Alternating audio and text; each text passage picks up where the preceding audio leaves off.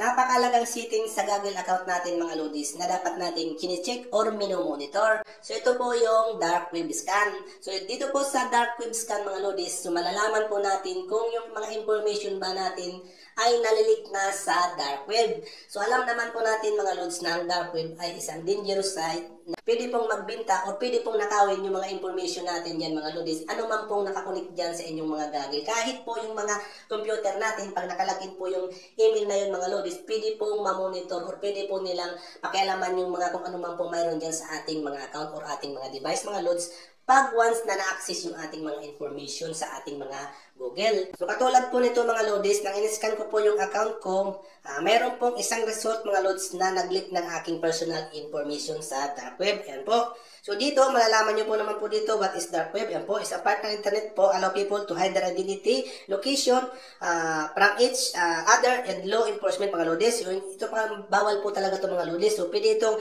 gamitin para ma-install yung or mabinta po yung ating mga personal information. And then pwede rin po ito mag-lead sa malware. Pwede pong ma-install yung mga sensitive information natin sa ating mga computer. Pwede pong pabagalin o pwede pong sendan tayo ng mga virus po mga lodis sa ating mga account or ating mga device. So ganito ang gawin nyo mga lodis para makita nyo kung ang inyong mga information ay nalilik na or nalik na po sa dark web.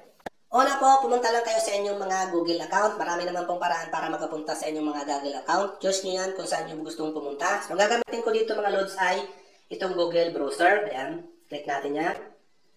Pagdating po dito, dapat po may nakalagin na account dito. Katulad po niyan, may makikita kayong kanyan. Ibig sabihin po, may nakalagin dyan. I-click nyo lang po yan. And then, lalabas po itong mga lodis. So, dito po, kung mayroon pong ibang nakalagay na Google account or account po sa inyong mga cellphone, pwede nyo pong isa-isa ang process na ito. So, pag napili mo na po yung account gusto nyo i-open, i-click nyo lang po ang inyong Google account. And then, pagdating po dito mga lodis, dito po, scroll nyo lang po ito, ayan. And then, i-click nyo po itong security. Ayan po. Ayan. Pagdating po dito mga lodis sa security, i-scroll lang natin sa pinakababang part. Ayan po, dito po sa pinakababang part. Dito po, ayan. See if your email address is on dark web. Ayan po. So kung wala pong ganito sa inyong mga lodis, ang gawin nyo po, mag-download po kayo ng Google One. Yung Google One po mga lodis, ay follow nyo yung step doon. Or i-link nyo po yung account nyo doon sa Google One. Okay? So ang iba po kasi wala nito, ang iba na po mayroon. So dito, run a scan with Google One. Itong Google One ito mga lodis, isa rin itong site ng Google, part ng Google. Click nyo po yan. And then, maglo-load siya mga lodis, mapupunta po tayo dito sa Google One. Ayan po. So, dito po, ayan po, lalabas po ito. Ayan. So, basahin nyo na lang po yan mga lodis. Okay? Ang gawin nyo po, pag nabasa nyo na, i-click nyo itong run scan.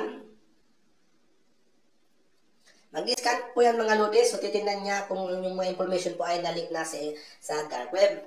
And dito po, so, kung meron pong ganitong lumabas sa inyo mga lodis, ibig sabihin po niyan ay mayroon pong nalik na information sa inyong mga Google account. So, kung wala naman po, congratulations, safe ang inyong account po mga lods. Okay? So, lagyan nyo po ng protection para laging safe pa rin.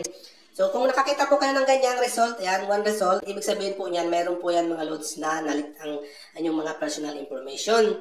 So, pwede nyo po yan mga lods na click, yan, view result, yan, click nyo po yan. And then, makikita nyo po dito kung sino po yung nag-link o kung sino po gumamit ng account nyo mga lodis para mapunta po sa dark web. Katulad po niyan, ayan. Mayroon din po yung date. I-click nyo po yan. Ayan, araw na yung maliit. And then, makikita nyo po dito, ayan, sa taas na yan po yung naggamit or nag-breast ng aking account mga lodis ng personal information ginamit po. So, what's your info was in database found on? Yan po. Date po, yan po. Kung kailan po nila nagamit o kung kailan po nila ginamit yung aking information. So ito, info confirmed to be yours. Yan, yan po mga lodis. So email po ang nagamit nila sa akin. Yan po. So kung may iba pong ginamit pa sila mga lods, makikita nyo po yan dyan. Kung ano po yung mga information na ginamit sa inyo. So dito, makikita nyo po yan. Yan. Basahin nyo na lang po yan mga lodis. Ito po yung ang pangalan ng Google account nyo. So, ang suggestion yan mga lodis, para maprotektahan yung mga account nyo, i-activate nyo po yung inyong mga two-factor authentication or lagyan nyo po ng security protection.